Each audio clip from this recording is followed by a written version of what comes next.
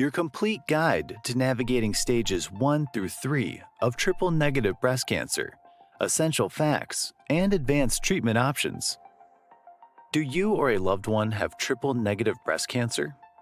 Whether you're looking for more information about the diagnosis and staging process, treatment options, or treatments after surgery, this video will provide you with everything you need to know. Hello, this is Dr. Ghattas, and today I'm going to be discussing the educational information about triple-negative breast cancer stages 1 through 3. It affects many women, families, and friends around the world, and knowing how to properly diagnose, treat, and care for yourself or a loved one is very important. From understanding chemotherapy and immunotherapy to learning about treatments after surgery, this video will cover it all so that you can understand every step of the process. Let's start with some numbers. Triple-negative breast cancer accounts for 10 to 20% of all breast cancer diagnoses and is more common in younger women, particularly those of African American and Hispanic descent. This subtype has a higher risk of recurrence within the first 3 to 5 years, but is often more responsive to chemotherapy. About 30% are diagnosed at stage 3 or higher, emphasizing the importance of early detection. Before surgery, your treatment could involve chemotherapy and possibly immunotherapy. Let's discuss why. Pre-surgery treatment, or neoadjuvant treatment, is a cornerstone in managing triple-negative breast cancer. The main goals are to shrink the tumor for easier surgical removal and assess how well the cancer responds to treatment. Chemotherapy is generally the first line of attack and can be paired with immunotherapy, depending on your tumor characteristics, to enhance effectiveness. This dual approach can be particularly effective, as shown in studies like Keynote 522.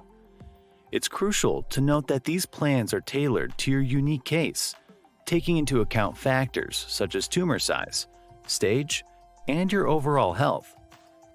Importantly, this approach is adaptive. It allows for treatment escalation after surgery based on any residual cancer cells. This adaptability ensures that your post-surgery treatment is as targeted and effective as possible. Now, what if your tumor is very small or somewhere in between, and how do we decide your treatment? Let's find out. Those with very small tumors, about 0.5 centimeters or less, which is roughly the size of a pencil eraser, chemotherapy might not be necessarily before surgery. Now, if your tumor is larger than 0.5 centimeters, but still less than 2 centimeters, imagine something about the size of a cherry, and there is no lymph node involvement, chemotherapy is generally recommended. However, immunotherapy might not be added to the regimen in these instances. Your treatment plan will be based on this evaluation and might also consider other factors like genetic markers and overall health. The benefits of immunotherapy. Immunotherapy is making strides in the treatment of triple-negative breast cancer. Here's why it could be a game changer for you. Immunotherapy has significantly boosted the rates of pathological complete response, no residual cancer after surgery in breast or lymph nodes, which is an indicator of better long-term outcomes for triple-negative breast cancer patients. With a generally favorable safety profile, immunotherapy is increasingly considered as a personalized treatment option that can be tailored to individual tumor characteristics, enhancing its effectiveness and improving patient outcomes. Surgery is often the next step, but what are your options, and how does radiotherapy fit into the picture? Let's discuss. Surgical options for triple-negative breast cancer vary from breast-conserving surgeries to full mastectomies, influenced by the tumor size, stage, and response to pre-surgery treatments. Lymph node involvement also plays a role in the surgical approach. Post-surgery, radiotherapy may be recommended to eliminate any remaining cancer cells and reduce the risk of recurrence. All these treatment choices are individualized to optimize both the effectiveness of your treatment and your quality of life. Your treatment doesn't stop at surgery. It adapts based on your needs. Let me explain how. Your treatment doesn't stop at surgery. We take into account any residual disease, meaning cancer cells that may remain post-surgery, to tailor your ongoing care. If there are residual cancer cells, your treatment may be escalated to include additional therapies, like chemotherapy or targeted treatments.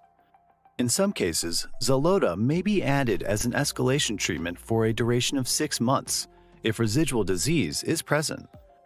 Furthermore, if you've started on immunotherapy, it's common to continue this treatment for a total duration of 1 year to maximize its effectiveness. This adaptive approach allows us to fine-tune your treatment plan, ensuring that it remains both targeted and effective, minimizing the risk of recurrence. As you navigate through your treatment journey, communication with your healthcare team is crucial. To help you engage in meaningful discussions, here are 5 questions you can consider asking your oncologist. 1. What are the potential side effects of immunotherapy in my case? 2.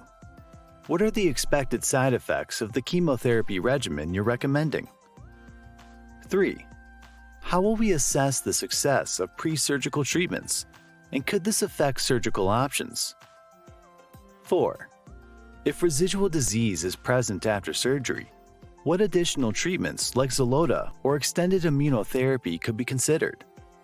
5.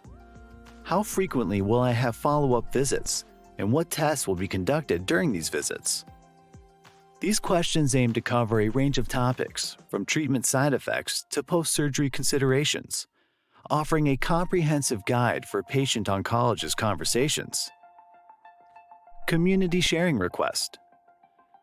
As we conclude this video, we invite those of you who have been through treatment to share your experiences.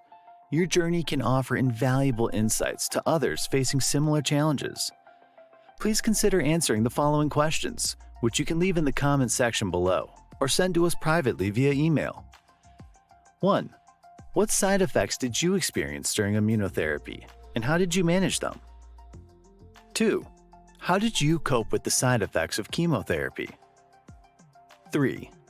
What questions did you find most helpful to ask your oncology team?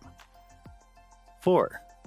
How did your treatment plan adapt based on your surgical outcomes? 5. What resources or support systems helped you the most during your treatment journey? Your stories could be the light that guides someone else through a dark time. Thank you for considering this. Closing remarks. Before we part ways today, I want to acknowledge the strength and courage it takes to face a triple-negative breast cancer diagnosis. You're not alone on this journey. We're here for you. The questions, concerns, and feelings you have are important, and we encourage you to share them openly with us. Together, armed with knowledge and guided by compassion, we will navigate this path. Thank you for entrusting us with your care. Transforming battles into victories, one patient at a time. Ghattas, MD.